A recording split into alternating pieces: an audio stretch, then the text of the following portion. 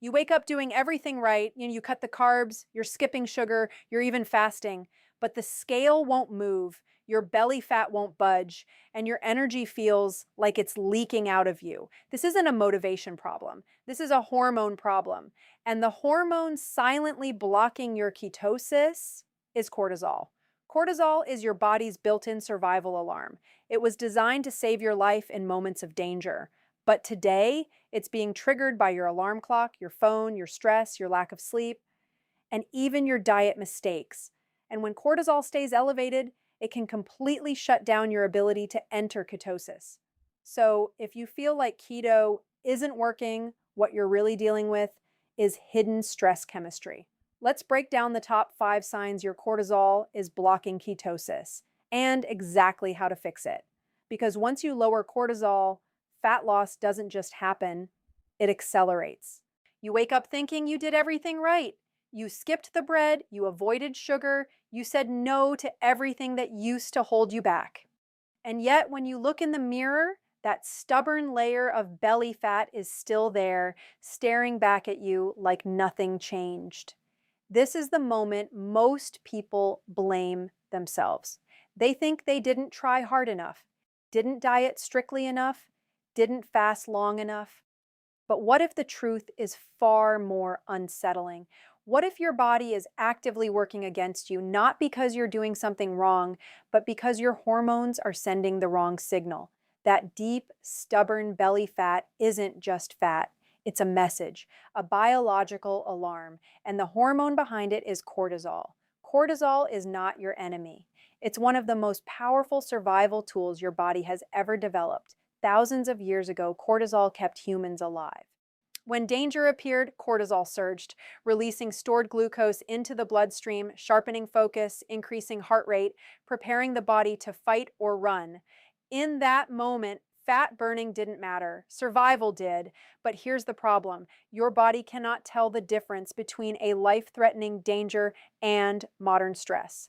An unanswered email, a financial worry, a bad night of sleep, a constant stream of notifications. To your brain, stress is stress. And every time that signal is triggered, cortisol rises. Not for seconds, not for minutes, but for hours, sometimes all day. Now imagine what happens when cortisol never truly shuts off.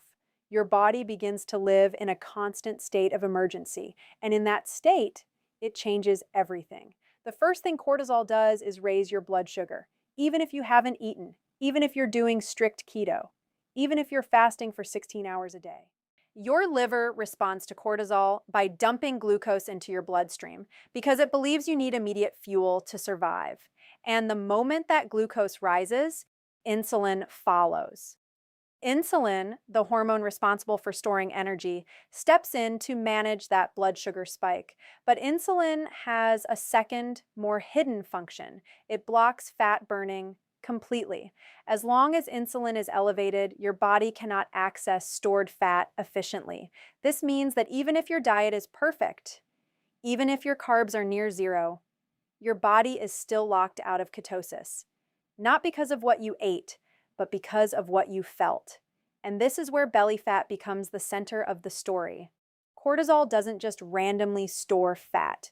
It has a preference, a target, and that target is your abdomen. Visceral fat, the kind that wraps around your organs, is highly sensitive to cortisol. Scientific studies have shown that chronic stress and elevated cortisol levels are directly linked to increased abdominal fat storage, even in individuals who are not overeating. Let that sink in. You can be eating less, moving more, doing everything right, and still gain fat in your belly because your body believes it is protecting you. From a survival standpoint, storing fat around the organs makes sense. It creates a quick access energy reserve. It cushions vital systems. It prepares you for prolonged stress. But in modern life, that adaptation becomes a trap because the stress never ends and the fat never leaves. This is why so many people experience what feels like a betrayal. They commit to keto, they follow the plan, but their midsection refuses to change. And over time, frustration turns into doubt. Maybe keto doesn't work. Maybe my metabolism is broken. Maybe this is just how my body is, but none of those are true. Your body is not broken.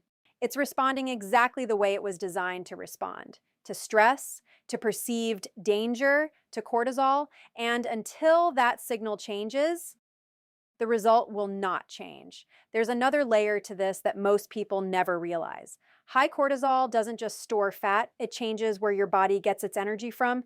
Even if you're eating fat, even if you want to burn fat, your body prioritizes glucose under stress because glucose is faster, more immediate, more safe in a survival scenario. So cortisol keeps pushing your system toward sugar metabolism, even in the absence of dietary sugar. This is why some people on keto feel stuck. They're technically doing keto, but metabolically, their body is still acting like it's dependent on glucose. And as long as that continues, ketosis remains shallow, inconsistent, or completely blocked. Now, here's where it becomes even more powerful. Cortisol doesn't act alone. It interacts with your sleep, your hunger hormones, your brain chemistry. When cortisol stays elevated, it disrupts your circadian rhythm. Your sleep becomes lighter, shorter, less restorative.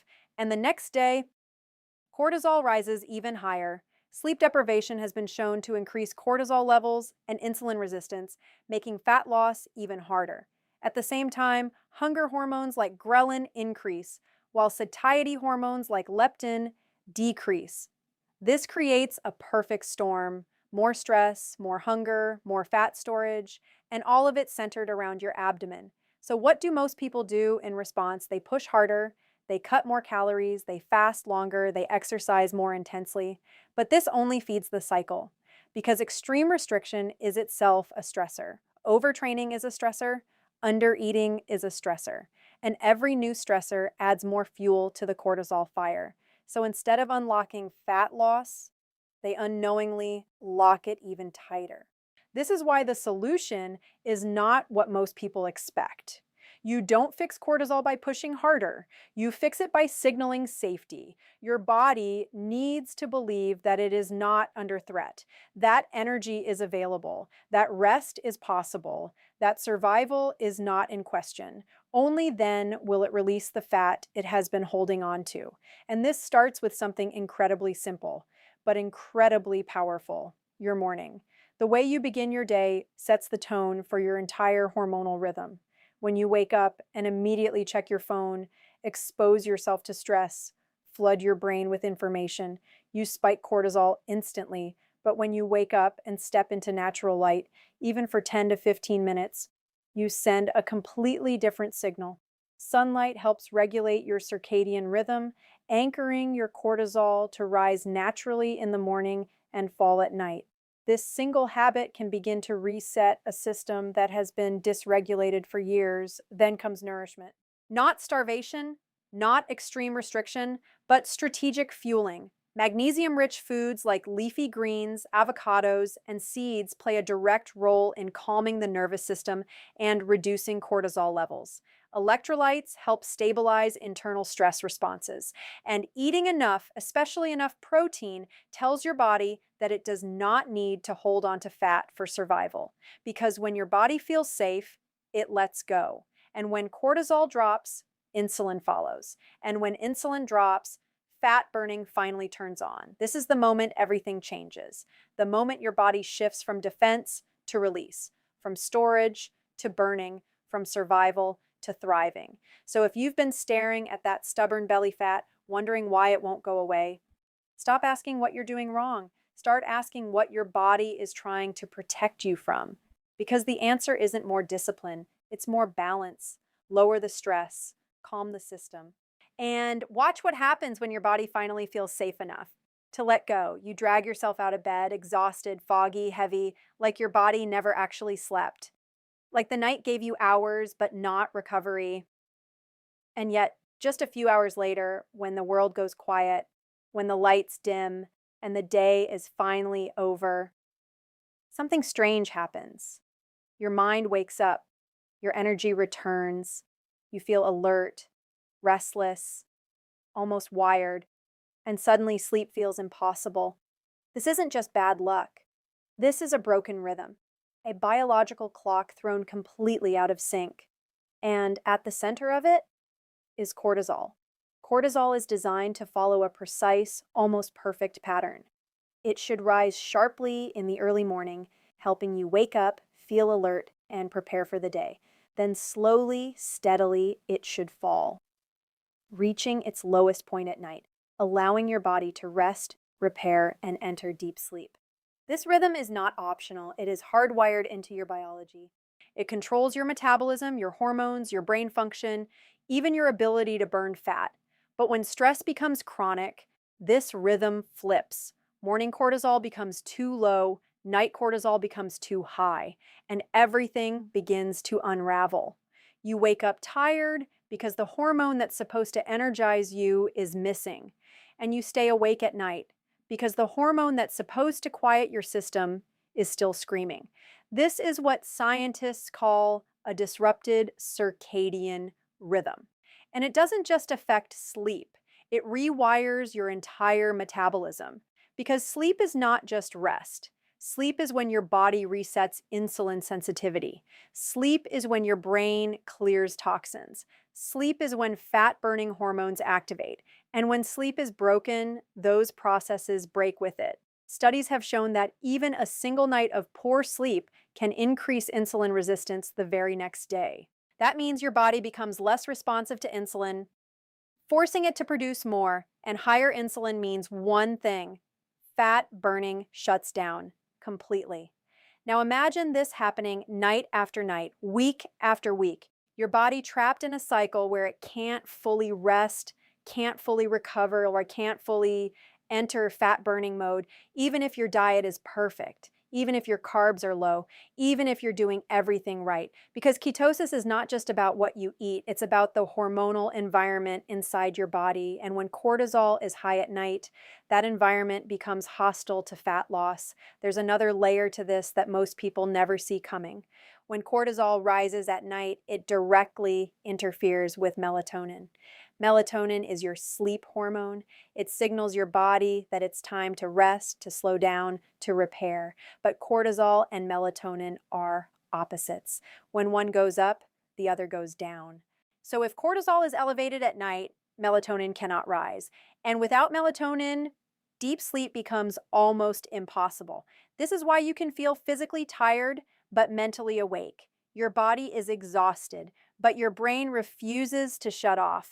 And the longer this continues, the deeper the damage goes. Because lack of sleep doesn't just affect energy, it changes your hunger signals. It increases ghrelin, the hormone that makes you feel hungry. It decreases leptin, the hormone that tells you you're full. So the next day, you don't just feel tired, you feel hungry, craving energy, craving quick fuel, craving sugar. And even if you resist, your body is still operating under stress, still producing cortisol, still pushing glucose into your bloodstream, still keeping insulin elevated, and still blocking ketosis. This is why so many people feel like they're stuck. They follow keto all day, but their nights are working against them. They restrict carbs, but their hormones are creating sugar internally. They try to burn fat, but their body is prioritizing survival. And survival always wins. There's a harsh truth hidden in this cycle. You cannot out-diet poor sleep. You cannot out-exercise chronic stress. And you cannot force ketosis in a body that feels unsafe. Because when your brain senses stress, real or perceived, it shifts your entire system into protection mode. And in that mode, fat burning is not a priority. Staying alive is. But here's where everything begins to change, because this cycle, as powerful as it is, can be reversed. Your body wants rhythm. It wants balance. It wants to return to its natural state. You just have to give it the right signals. And it starts with something simple, but deeply overlooked: consistency. Going to bed at the same time every night is not just a habit, it's a signal, a message to your brain that safety is predictable, that rest is coming, is that the system can begin to power down. Over time, this consistency helps retrain your circadian rhythm. It teaches your body when to release cortisol and when to let it go. But timing alone is not enough. Light plays a critical role. Artificial light, especially from screens, sends a powerful message to your brain. It tells your system that it's still daytime, that it's not safe to sleep, that cortisol should stay elevated. Blue light, in particular, has been shown to suppress melatonin production, delaying sleep and disrupting hormonal balance. This means that scrolling your phone at night, watching videos, exposing your eyes to bright light, is not just a harmless habit, it's a biological trigger, one that keeps you stuck in the very cycle you're trying to escape. So when you reduce light at night, when you dim your environment, when you step away from screens, you're not just preparing for sleep, you're actively lowering cortisol. You're allowing melatonin to rise, you're giving your body permission to rest, and then comes the deeper layer, the nervous system. Because cortisol is not just influenced by external factors, it's deeply connected to your internal state, your thoughts, your emotions, your sense of safety. Simple practices like slow breathing, mindfulness, or even quiet reflection can shift your nervous system from a state of stress to a state of calm. And when that shift happens, cortisol begins to fall. Your heart rate slows, your mind quiets, your body prepares for sleep. And this is where recovery begins. This is where ketosis becomes possible again. Because during deep sleep, your body undergoes processes that cannot happen during the day. Growth hormone is released, fat metabolism increases, cells repair, inflammation decreases, and insulin sensitivity improves. This is the hidden engine of fat loss, not just what you eat, but how you sleep. So if you've been lying awake at night, feeling wired when you should feel tired and struggling to wake up in the morning, understand this. Your body is not broken, it's out of rhythm.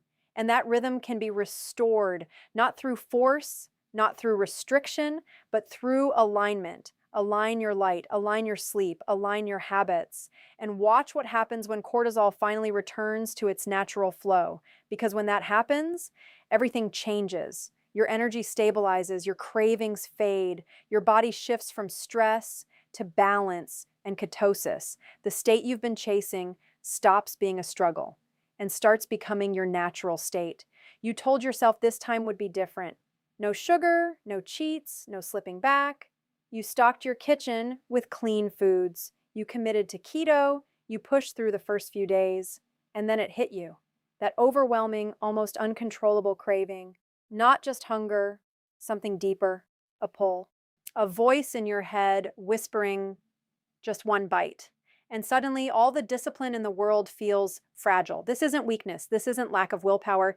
This is biology fighting back. Because when cortisol rises, it doesn't just affect your body, it rewires your brain. Cortisol is your stress hormone, but it's also a signal of urgency, a signal that tells your body something is wrong, something is missing, something needs to be fixed immediately. And the fastest way your body knows how to fix stress is sugar. Glucose is the quickest form of energy your body can access. It doesn't require adaptation. It doesn't require metabolic flexibility. It's immediate. So when cortisol spikes, your brain shifts into a survival-driven state where it actively pushes you toward high-energy foods, especially sugar and refined carbs. This isn't random. This is deeply programmed. Studies in neuroscience have shown that stress increases activity in the brain's reward center, particularly in areas like the nucleus accumbens, which is heavily involved in motivation and cravings. At the same time, cortisol reduces activity in the prefrontal cortex, the part of your brain responsible for decision-making and self-control. So in one moment, your desire for sugar increases, and your ability to resist it decreases. That's not a fair fight. That's a biological override. And this is why cravings feel so intense, so urgent, so hard to ignore. Because they're not just coming from your stomach. They're coming from your brain under stress. But it gets even more powerful. Cortisol doesn't just create the desire for sugar. It creates a dependency on it. When cortisol is elevated, your body becomes more reliant on glucose as its primary fuel source. Even if you're eating keto, even if you're trying to burn fat, even if you've cut carbs completely. Your body still pushes toward glucose metabolism because it perceives it as safer under stress. So now you're in a metabolic conflict. You're feeding your body fat, but your hormones are demanding sugar. And that mismatch creates tension. Fat becomes less satisfying, meals feel incomplete, hunger lingers, and cravings grow louder. This is why some people say, I'm doing keto, but I'm still starving.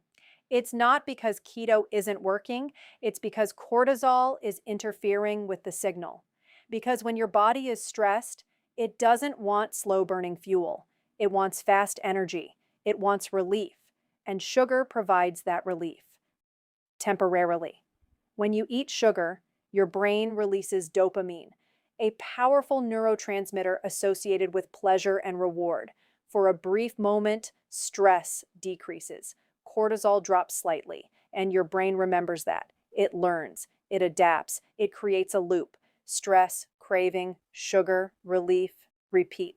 Over time, this loop becomes stronger, more automatic, more difficult to break. And this is where people begin to feel trapped. They start their day with good intentions, they eat clean, they stay disciplined, but as stress builds, as the day progresses, as cortisol rises, the cravings return, stronger, more urgent, and eventually something gives. A small bite, a quick snack, a moment of relief, followed by guilt, frustration, and the feeling of starting over. But what most people don't realize is that the problem isn't the craving itself. The craving is a symptom, a signal, a message from your body that something deeper is out of balance. Because under normal conditions, when cortisol is stable, your body adapts to ketosis. It becomes efficient at burning fat.